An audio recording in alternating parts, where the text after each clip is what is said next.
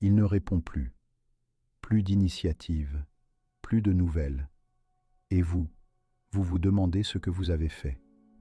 Vous repassez les dernières conversations dans votre tête. Vous cherchez le moment où ça a basculé. Vous ne trouvez pas. Ou vous trouvez trop de choses et vous ne savez plus lesquelles comptent vraiment. Et puis vous attendez. Écoutez-moi bien, jeune femme, ce que vous ne savez pas encore, c'est que son retour était prévisible. L'évitant revient toujours, pas parce qu'il a changé, pas parce qu'il a réalisé ce qu'il perdait, mais pour une raison qui n'a rien à voir avec ses sentiments pour vous, et tout à voir avec ce qui se passe dans son cerveau quand il met de la distance. Et quand vous comprendrez exactement ce mécanisme, vous ne pourrez plus jamais lire son retour de la même façon. Je m'appelle Armand, je suis psychologue, et ça fait de longues années que j'écoute les hommes me parler de leur vie amoureuse.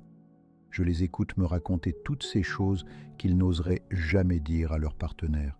Assez parlé, on est parti. Avant d'aller plus loin, j'aimerais discuter de quelque chose avec vous.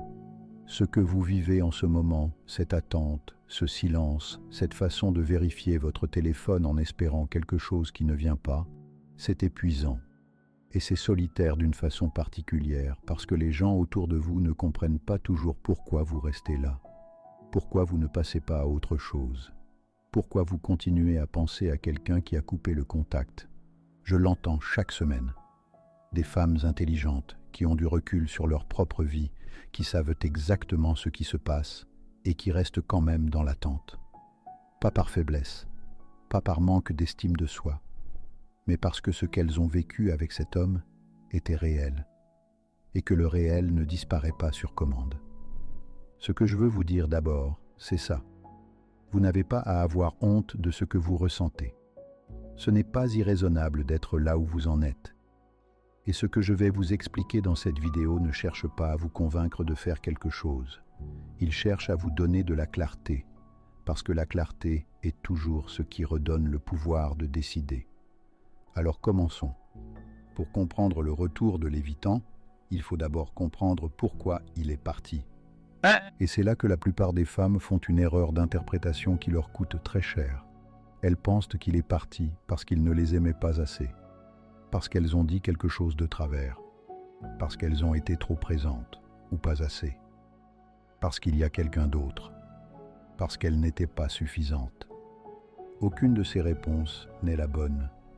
L'homme évitant n'est pas parti parce qu'il ne vous aimait pas. Il n'est pas parti parce que vous avez fait quelque chose de mal. Il est parti parce que quelque chose dans votre proximité émotionnelle a déclenché une alarme dans son système nerveux. Pas contre vous, contre la proximité elle-même. Pour comprendre ça, il faut remonter un peu en arrière.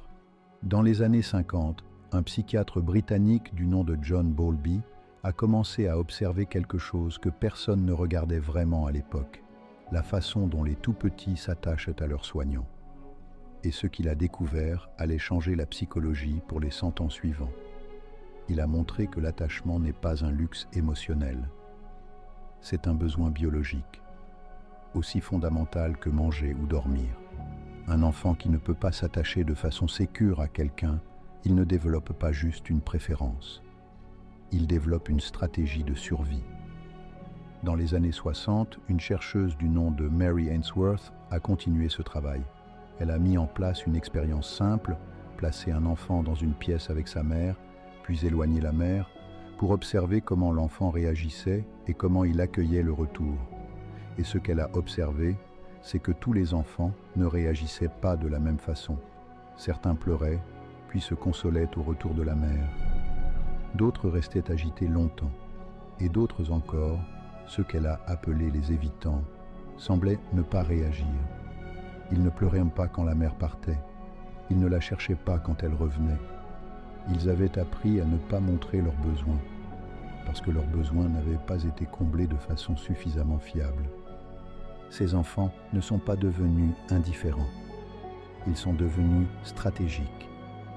Ils ont appris que dépendre de quelqu'un, c'était prendre un risque que leur système nerveux ne voulait pas prendre à nouveau.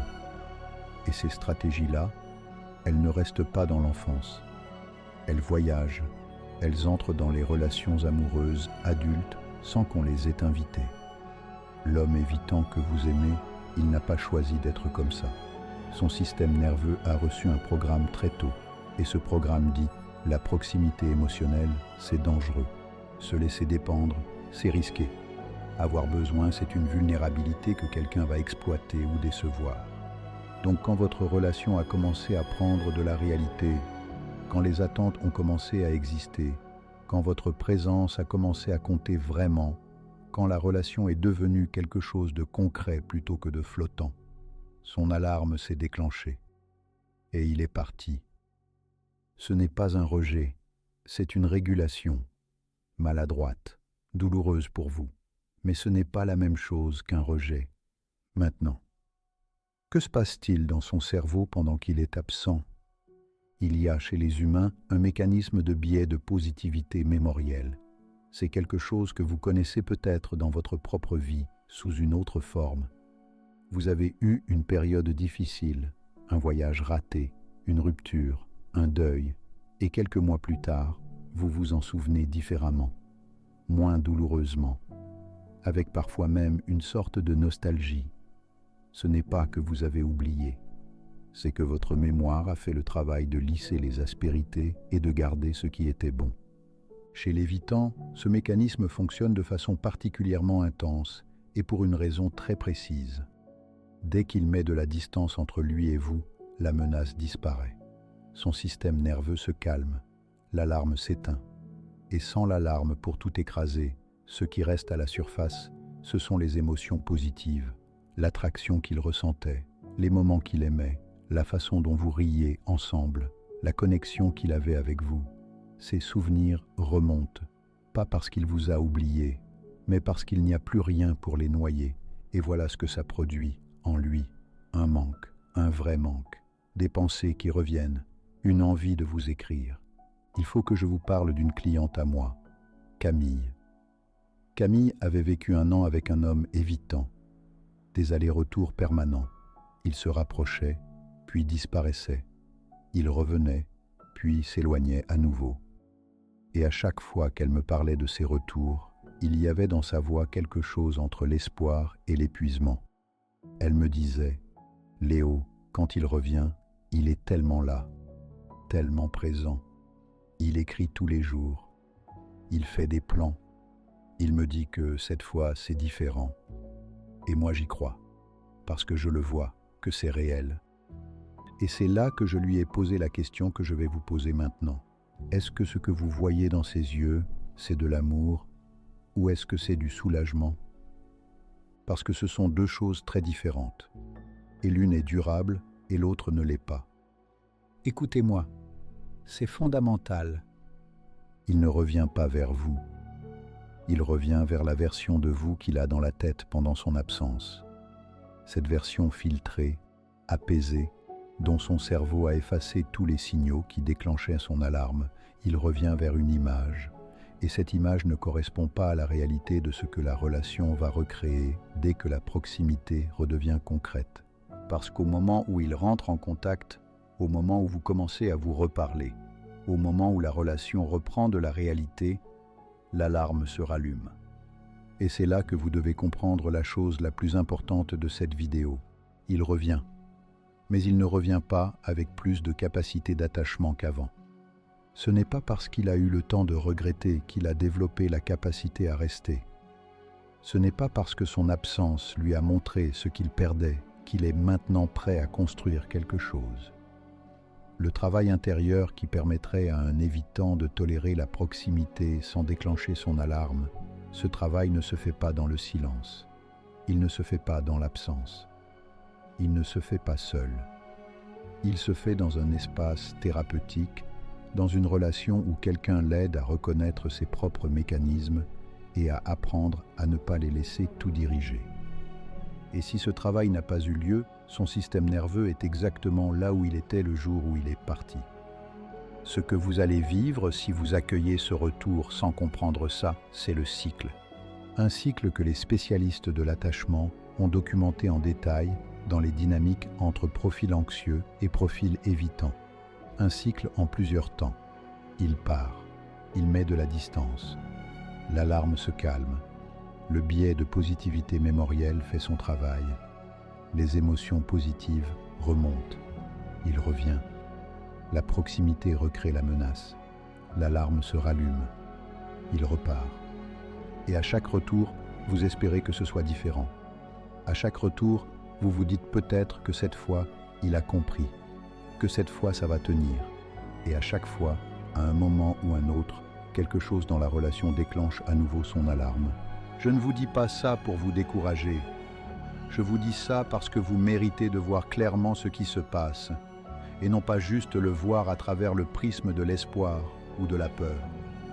J'en vois des femmes comme Camille en séance, des femmes qui sont dans ce cycle depuis 3 ans, depuis 5 ans, des femmes qui savent exactement ce qui se passe et qui recommencent quand même à chaque retour, parce que les émotions qu'ils réveillent sont réelles, et elles le sont.